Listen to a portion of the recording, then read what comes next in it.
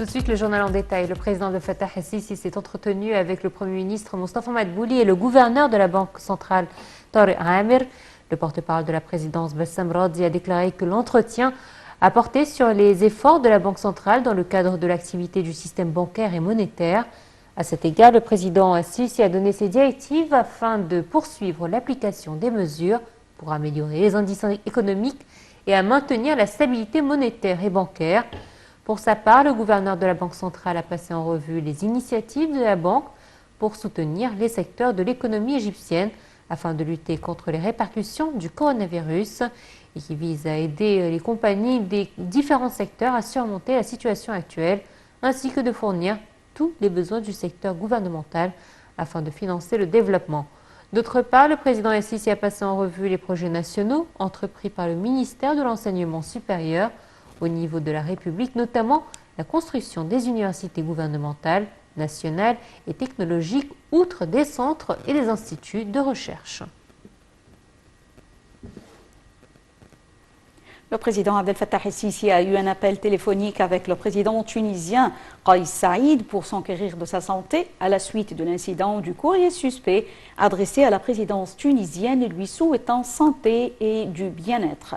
Le président tunisien, pour sa part, apprécié les relations égypto-tunisiennes et les liens étendus qui unissent les deux peuples.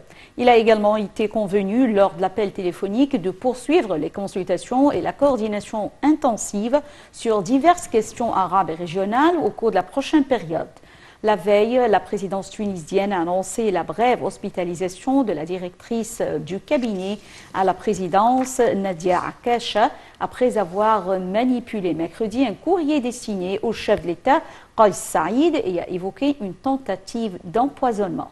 Le courrier n'est pas arrivé entre les mains du président qui est en bonne santé, selon la présidence. Le porte-parole du parquet de Tunis a indiqué que selon les résultats des analyses effectuées sous la sous-direction des laboratoires scientifiques et criminalistiques au ministère de l'Intérieur, le courrier ne contenait aucune matière suspecte, toxique ou dangereuse.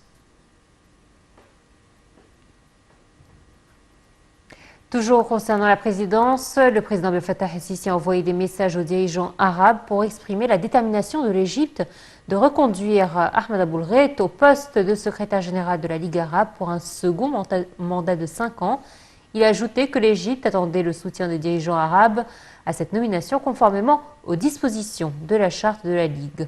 Le porte-parole de la présidence, Bassam Radzi, a souligné que la reconduction du secrétaire général Ahmed Aboulreit s'inscrivait dans le cadre du grand intérêt qu'attache l'Égypte sous la direction du président Abdel Fattah el-Sisi au travail collectif de la Ligue arabe pendant une phase difficile dans la région arabe. Le ministère égyptien de la Santé a annoncé que 360